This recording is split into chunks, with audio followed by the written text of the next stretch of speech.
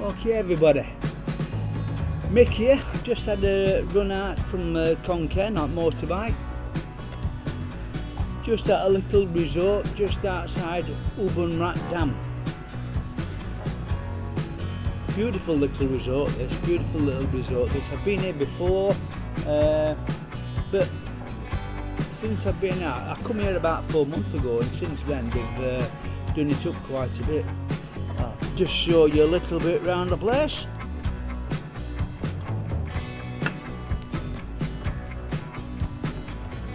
There you go. That's new. That building there. There wasn't a building there before. It was just a tree. But now they've made it more enclosed. There you go. You've got your little seating areas all the way around.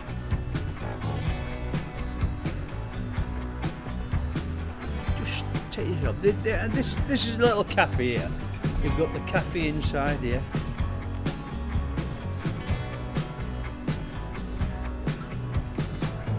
Cafe inside.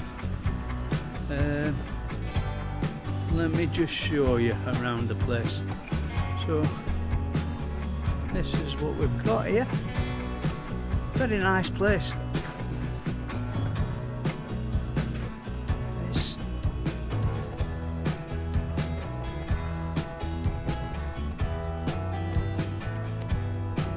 There's the little seat where you're not sitting and all that, take photographs. You always get them at the place. There's always a place to have a little photo shoot, to have a little selfie done. But no, it's quite a nice little area this. Now the test and go was relinquished about a month and a half ago, 2 months ago. But it's starting back up again.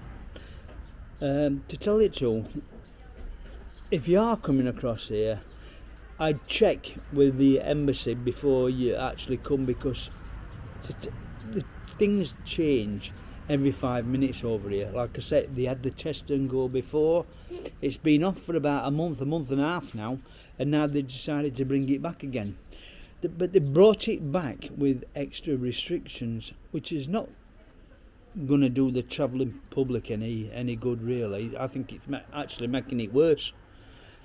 So the restrictions are, obviously you've got to have a PCR test before you fly, 72 hours before you fly, and that's got to be negative. You've got to come over here, you've got to have insurance cover.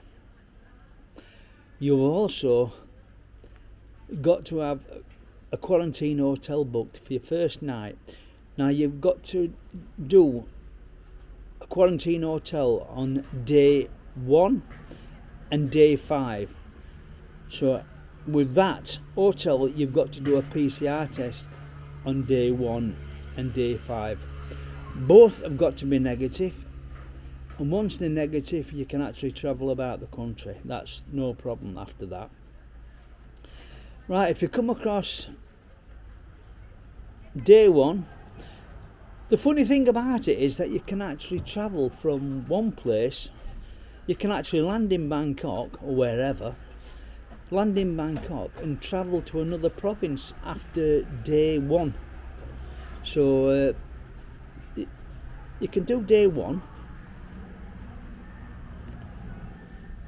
do your quarantine hotel on day 1, say in Bangkok, take your PCR test. All you have to do, I don't think you have to stop in the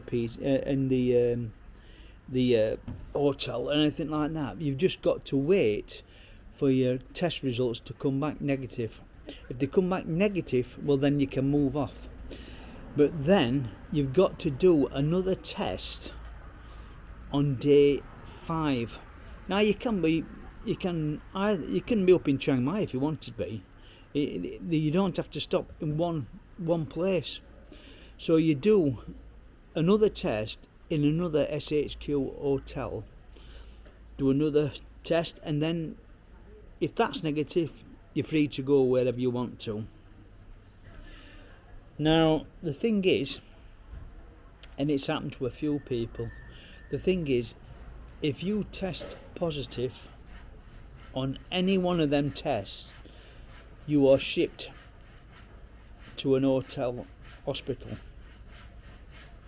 Now that hotel what you are booked in will normally have an hospital linked to that hotel, but if you can't get in the hospital, they put you in what they call a hospital.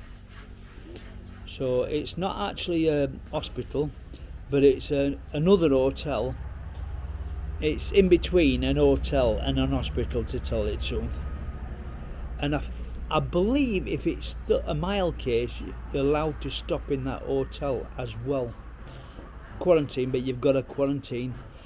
I think it's 10 days, but they might have brought it back to 5 days. But obviously you'll have to do another PCR test. Now, it can become quite expensive this, because obviously you've got to pay for the hotel, which is more expensive for a start off, and you've got to do a PCR test, which could cost you anything up to 2,200 baht each time you take a PCR test. So, like I said, coming across here could be quite daunting. And the big cost is, if you get tested positive and you have to go into an hospital, it's whether your insurance cover actually covers you, even if you are asymptomatic, or whatever it is, asymptomatic. Some insurance companies won't cover you for hospitalisation, only if you've actually got symptoms and actually got COVID. So if you're asymptomatic, you've got to check with your insurance company whether you've got cover for that, because if you haven't, well then your stay in the hospital you've got to pay for that as well. So it can be quite costly.